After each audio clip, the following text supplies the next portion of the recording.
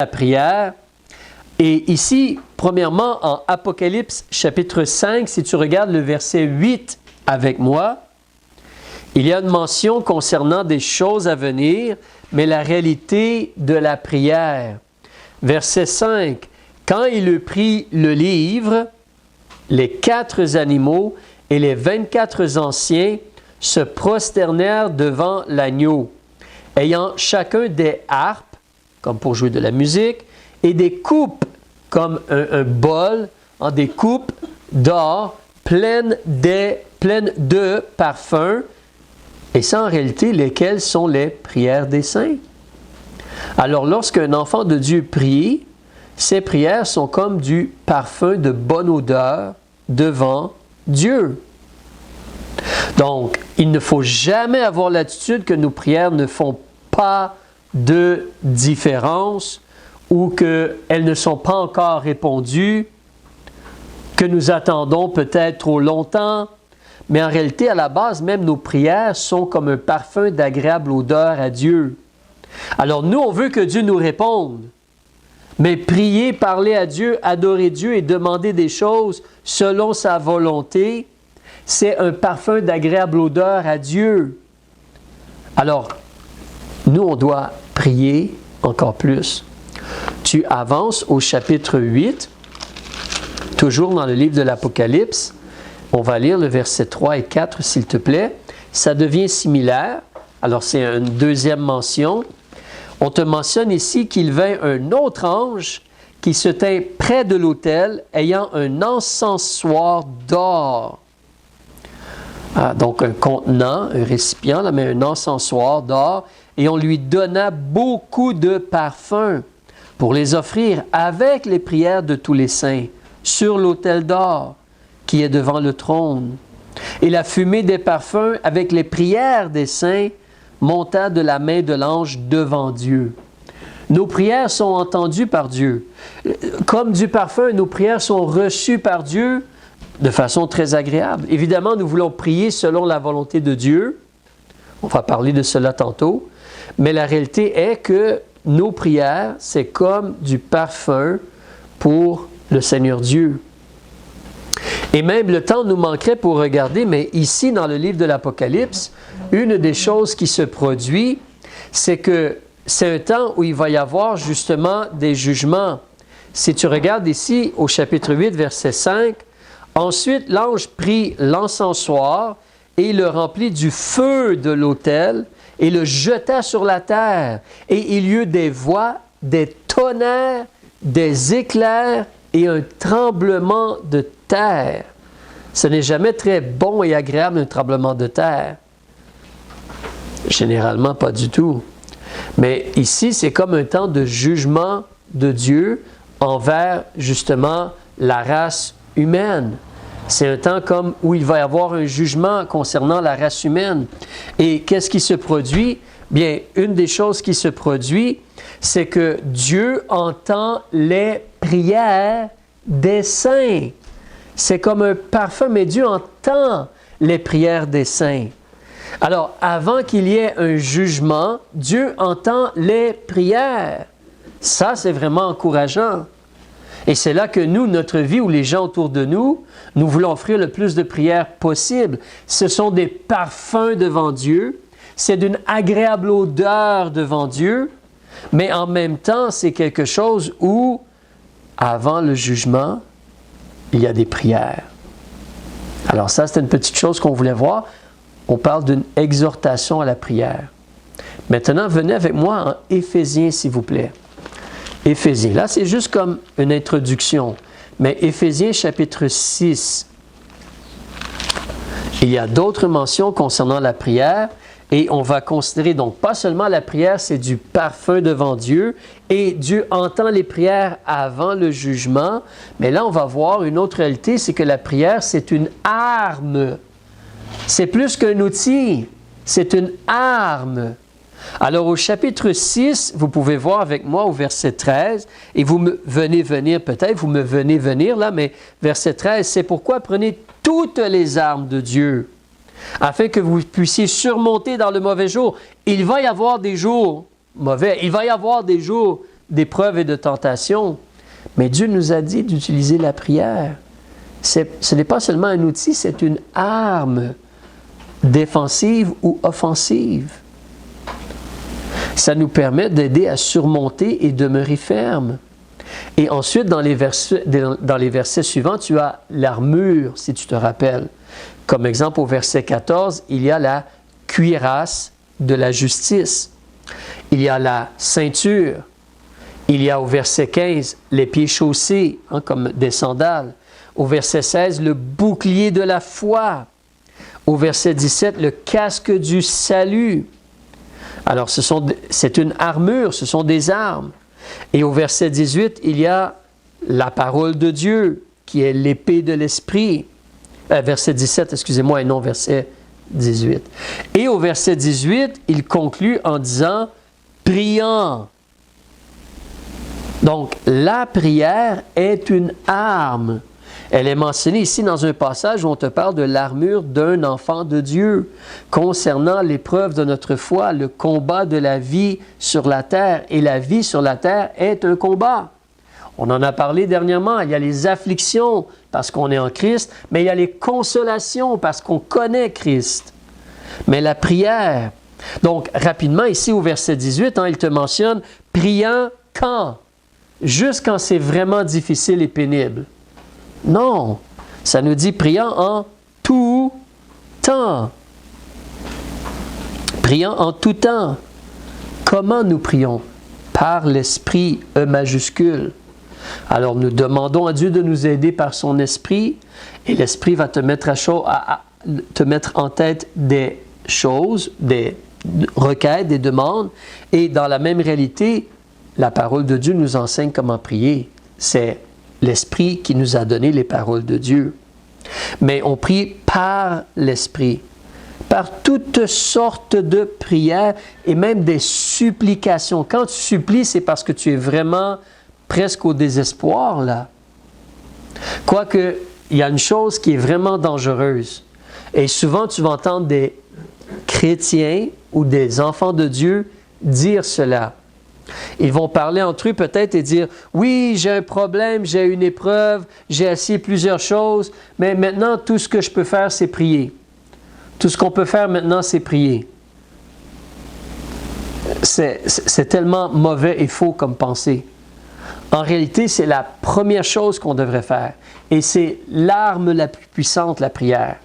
Donc, nous prions et ensuite, nous essayons de faire des choses. Nous essayons d'agir pour Dieu.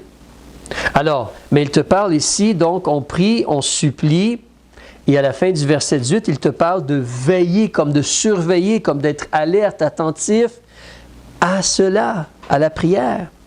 En toute persévérance, ça veut dire que tu continues. Tu continues. Et même, à la fin, il mentionne de prier pour tous les saints, tous les autres gens qui sont sauvés. Donc, on va aller un peu plus en détail, mais pour débuter comme introduction, on veut réaliser que donc la prière, c'est comme des parfums pour Dieu. Combien de parfums tu veux présenter devant Dieu? Combien de parfums agréables tu veux présenter devant Dieu? C'est comme une bonne œuvre, c'est comme de la gentillesse. C'est spécifiquement envers Dieu, mais c'est des prières. La prière, c'est comme du parfum pour Dieu. Et la prière précède comme le jugement de Dieu. Souvent, on voit dans l'Apocalypse, les parfums sont au vert, après cela, il y a le jugement. On le voit 2 fois. La prière, c'est une arme. Alors, pourquoi essayer de combattre la vie chrétienne ou de vivre la vie chrétienne avec 5% ou 1% de prière? Vous savez, encore de nos jours, souvent les gens vont agir et proposer des choses parce qu'on voit que les enfants, des fois, se lèvent et vont à l'école, et là, on va dire ils ont le ventre vide. Peut-être leurs parents ne leur ont pas donné un déjeuner, peut-être leurs parents ont dû quitter la maison très tôt, ils doivent eux-mêmes se faire un déjeuner, peut-être c'est des familles monoparentales, la maman elle est pauvre, peu importe la raison. Il y a plein d'enfants supposément qui vont à l'école le ventre vide. Et le gouvernement fait des campagnes de sensibilisation et essaie d'avoir même de la nourriture sur place pour nourrir un enfant. Mais dans la réalité, si nous, on n'utilise pas l'arme que l'on a, c'est vraiment, c'est pas bon. C'est vraiment triste. Alors on doit décider, on doit comme décider, se réveiller, s'engager ou se réanimer, se réveiller et hey, on doit prier plus. On doit s'investir plus dans la prière. On doit s'investir plus dans la prière. Donc, une chose qu'on veut considérer là ce soir, on veut prier pour ceux qui ne sont pas enfants de Dieu. J'ai déjà mentionné quelque chose de cela, au sujet de cela, mais chacun d'entre vous ici, peut-être les enfants qui ont moins de 10 ans ou moins de 12 ans, c'est un peu différent, mais chacun d'entre vous ici, vous devriez avoir une genre de liste, s'il y a quelque chose dans votre tête, sinon dans votre téléphone, sinon sur un papier, une liste de gens que vous connaissez qui ne sont pas nés de nouveau, qui sont en danger du feu éternel.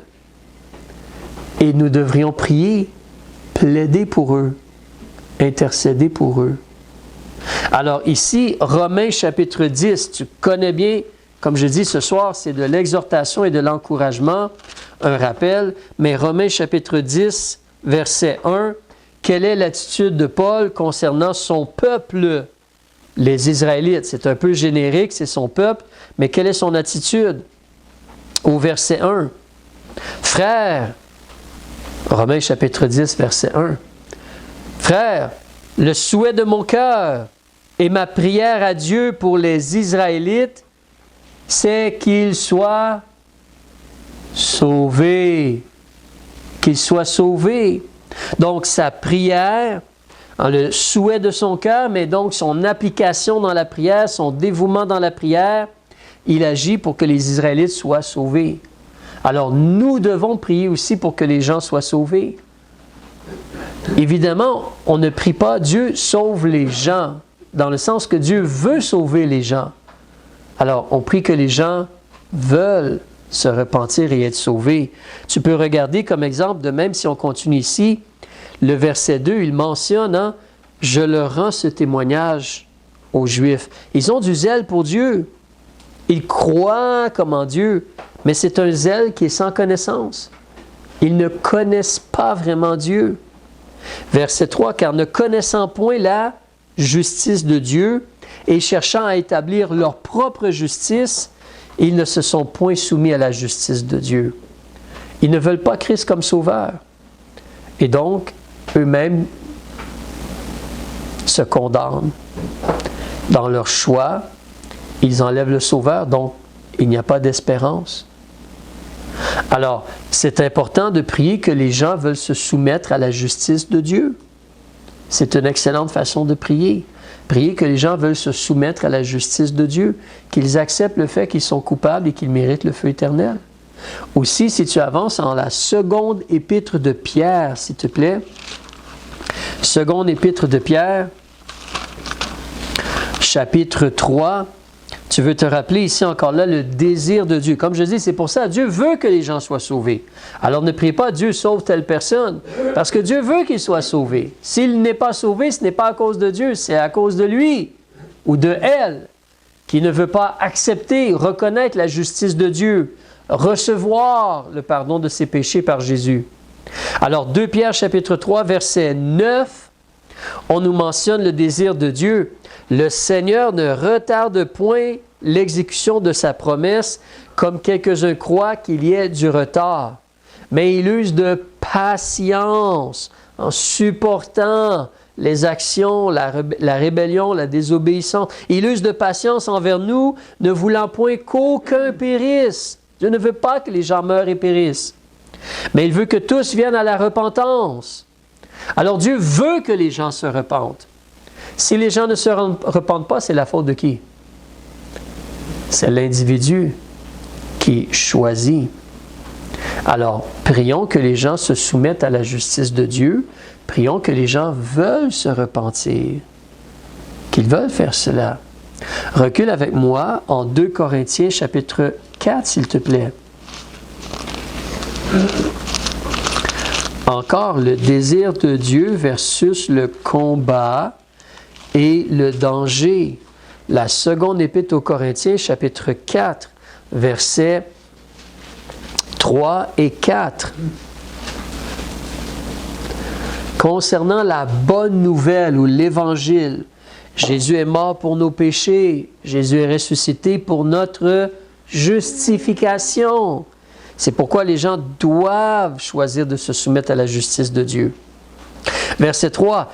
Mais que si notre évangile est voilé, il est voilé pour ceux qui périssent, les gens qui ne sont pas enfants de Dieu. Pour les incrédules, c'est eux qui ne croient pas. Les incrédules dont le Dieu de ce siècle, ça c'est le diable, il les aveugle, il aveugle leur esprit, afin qu'ils ne soient pas éclairés par la lumière du glorieux évangile de Christ, qui est l'image de Dieu. Alors nous devrions prier que Dieu les éclaire, que Dieu vraiment les éclaire avec la vérité de l'Évangile. C'est là évidemment que nos actions, si on se dit chrétien, c'est important de montrer la lumière de Christ. Nous sommes imparfaits, mais de montrer la lumière de Christ. Alors, des fois ce sont de petites choses, des fois on a de petites occasions. Alors, mais on veut parler de Christ et on veut que Dieu éclaire les gens. Une dernière petite chose sur cela, Jean chapitre 6, s'il vous plaît. Jean chapitre 6 et le verset 44, s'il vous plaît.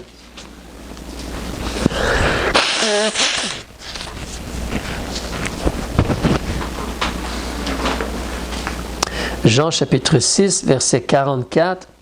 Remarquez encore le désir de Jésus ou du Père. Verset 44.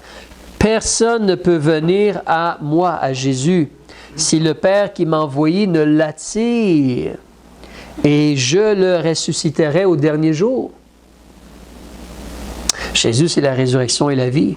Donc, comme je mentionne, nous devrions avoir une genre de liste de gens peut-être avec qui on travaille, des gens dans notre famille peut-être, des voisins, des amis, des gens qui sont venus visiter l'Église justement. Mais nous devrions avoir une genre de liste, des fois ça peut être 10, 15, 20, 30 personnes, de gens qu'on connaît qui ne sont pas sauvés. Évidemment, peut-être à tous les jours tu ne peux pas prier pour eux, mais si à chaque jour tu pries pour 2, 3, 4 de ces personnes-là, ça ne va pas prendre 3 heures. Mais juste demander à Dieu d'essayer d'agir sur leur cœur, d'essayer de les éclairer, d'essayer de les atteindre, de les attirer. Prier qu'eux veulent se repentir, qu'eux veulent se soumettre à la justice de Dieu. Dieu entend cela et Dieu agit. Alors, on veut prier pour que les gens soient sauvés. Une autre chose qu'on veut regarder ce soir, puis ensuite on va prendre un temps pour prier. On veut revenir où nous étions tantôt en Éphésiens. Tu te rappelles, Éphésiens chapitre 6 et le verset 18. On ne peut pas seulement prier pour les gens non sauvés. Il y a d'autres besoins. Et oui, peut-être tu as des besoins concernant des choses dans ta vie. Même des fois des problèmes de santé. Des fois des problèmes avec le patron, le problème avec la voiture, problème avec quelque chose dans la maison ou quoi que ce soit. Et nous demandons la grâce de Dieu. Mais ce sont les âmes, les gens. Dieu se soucie surtout des âmes. Donc on prie pour que les gens soient sauvés ou que les gens veulent se repentir. Et on veut prier pour ceux qui sont sauvés.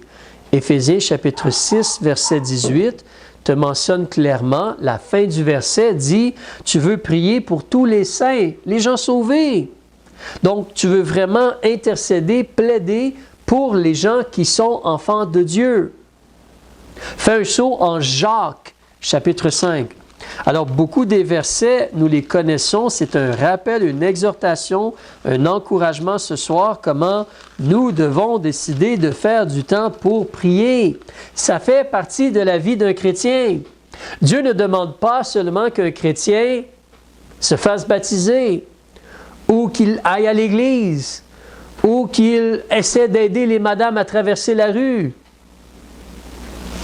ou qu'il aime son voisin. Dieu demande cela, mais Dieu demande de prier, d'avoir une vraie vie de prière réelle et fructueuse, évidemment. Alors, on a un homme ici, Jacques, chapitre 5, verset 16. On nous dit, confessez vos fautes les uns aux autres et priez les uns pour les autres. On doit prier les uns pour les autres dans l'assemblée. Est-ce que tu pries pour les autres gens de l'Église? Tu les vois, tu les connais. Est-ce que tu pries pour eux? Et il mentionne ensuite, alors priez afin que vous soyez guéris, il peut avoir des problèmes de santé. Il te dit une vérité et quelque chose d'incroyable, une promesse. La prière fervente, ça veut dire comme brûlante, là, comme vraiment fait avec passion. Là. La prière fervente du juste, Jésus t'a justifié si tu as reçu Jésus comme ton sauveur. Mais la prière fervente du juste a quoi? Une grande efficacité. Donc, Élie était un homme sujet aux mêmes affections que nous. Néanmoins, il pria avec instance qu'il ne plut point, et il ne plut point sur la terre durant 3 ans et 6 mois. Ici, Élie n'a pas prié pour les gens, mais tu peux voir des mots importants comme prier avec ferveur.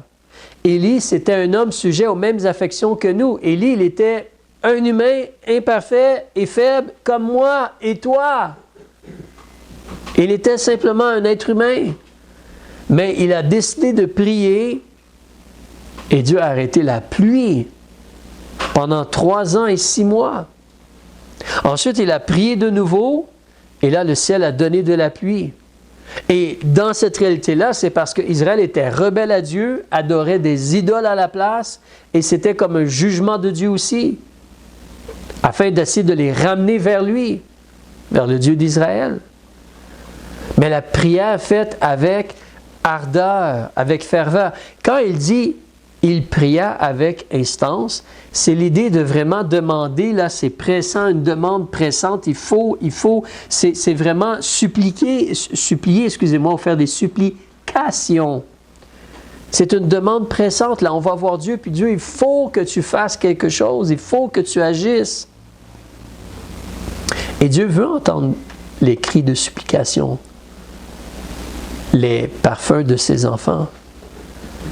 On termine ici en voyant verset 19. « Frères, si quelqu'un d'entre vous s'écarte de la vérité. » Et là, frères, si quelqu'un d'entre vous, il parle, il semblerait à des chrétiens.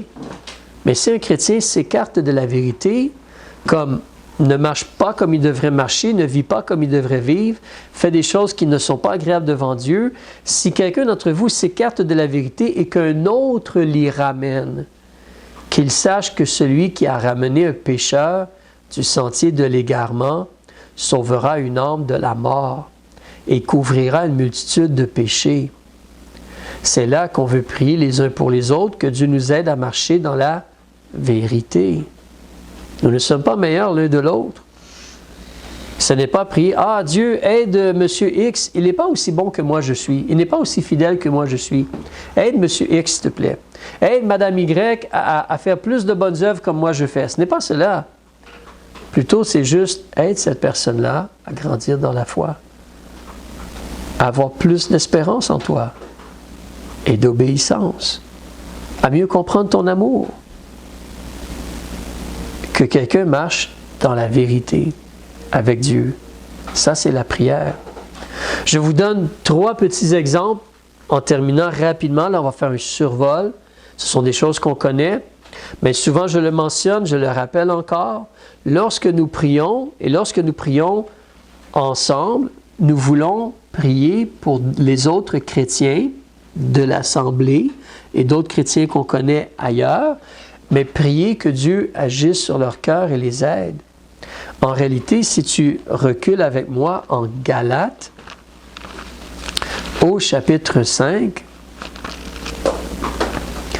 il y a cette réalité que nous en parlons souvent, mais ce qu'on appelle le fruit de l'esprit. C'est une excellente prière de demander à Dieu d'aider tous les gens de l'Assemblée à avoir dans leur vie le fruit de l'esprit. Imagine si tous les gens à l'Assemblée prient 2 ou 3 fois par semaine et demandent Dieu, aide-nous à avoir, puis là je lis au verset 22, avoir plus de charité, plus de joie, plus de paix, vraiment goûter ta paix, plus de patience, plus de bonté, plus d'amour, du bien, plus de fidélité, plus de douceur et de tempérance. Imaginez si on se met tous à prier que nous tous, et les chrétiens qu'on connaît, aient encore plus le fruit de l'esprit. Là, c'est triste, on va avoir trop de fruits. C'est triste, la récolte va être trop grande. Qu'est-ce qu'on va faire? Non, je fais une déclaration ridicule. Imaginez la récolte qu'on va avoir si nous prions vraiment concernant cela dans notre vie. Parce que, je fais une autre exagération, mais si on a une requête, un temps de prière, puis tout ce qu'on fait, c'est « Ah, prie pour mon gros orteil qui a mal. Ah, prie pour, je ne sais pas moi, j'ai mal un peu au doigt, là, prie un peu pour cela, pour m'aider. » Peut-être que oui, on a des bobos, puis on a besoin d'aide, mais qu'est-ce qui est le plus important? Les choses éternelles, les choses de l'esprit, l'âme des gens. Parce que si on a tous plus d'amour, qu'est-ce qu'on va faire? On va témoigner plus aux gens. Il va se produire des choses. Voyez un deuxième exemple, si vous avancez après Galates, en Colossiens. En réalité, chacune des épîtres a des choses comme cela. Mais Colossiens, c'est là qu'il y a beaucoup de valeur à regarder les prières qui sont écrites dans les épîtres et répéter les mêmes mots. Les mêmes mots. Ce n'est pas un péché de faire cela. Et ce n'est pas du, disons, copier Paul, parce que ce sont des prières utiles et importantes.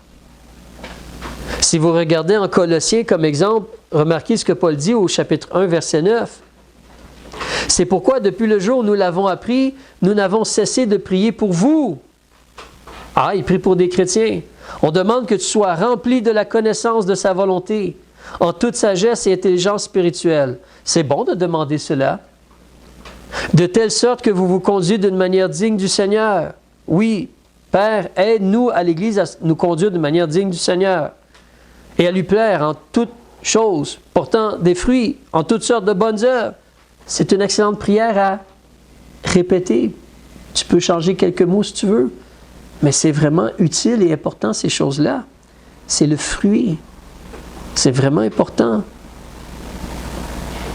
Si tu tournes ta page et tu regardes au chapitre 3, c'est pourquoi, vous savez, sur les papiers, j'ai ajouté comme le fruit de l'esprit, compris pour cela les uns pour les autres, et les 7 choses qu'on avait mentionnées qui nous aident à vaincre le péché, écrites en la seconde épître de Pierre, au chapitre 1, versets 5 à 9. On veut ajouter à notre foi la vertu, à la vertu, la connaissance, à la connaissance, en la piété, ainsi de suite, les autres choses. D'accord?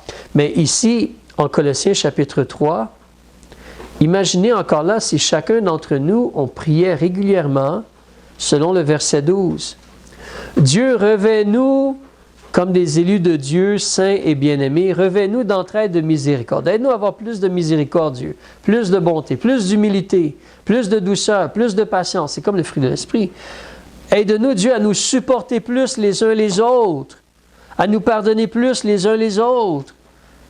Et comme Christ nous a pardonné, à vraiment se pardonner. Oui, quelqu'un doit demander pardon s'il a fait le mal.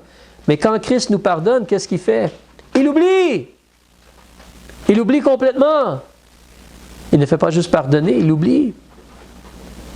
Mais par-dessus toute chose, revêtez-vous de la charité, si on avait plus de charité. Et la paix! La paix!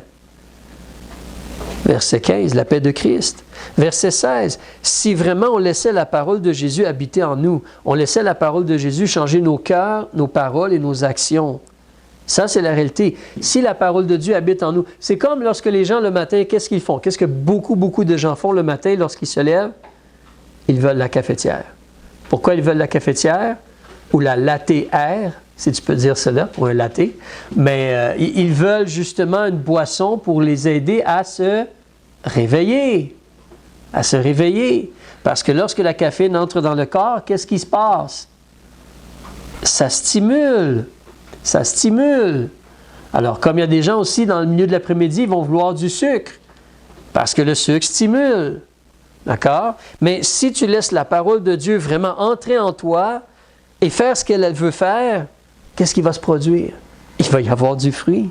Alors, Dieu aide-nous à laisser ta parole habiter en nous. Dieu aide-nous à s'instruire mutuellement, se partager des choses qu'on apprend et qu'on voit dans la Bible. Il va y avoir du fruit incroyable. Donc, j'arrête ici, mais je vous rappelle certaines choses simples qu'on a vues. Prier, c'est comme offrir des parfums à Dieu. Dieu aime cela. Faisons-le. Prier, c'est une arme. Arrêtons de juste peut-être nous plaindre ou être dans la défaite ou désintéresser et réalisons qu'il y a un combat spirituel et utilisons vraiment la prière.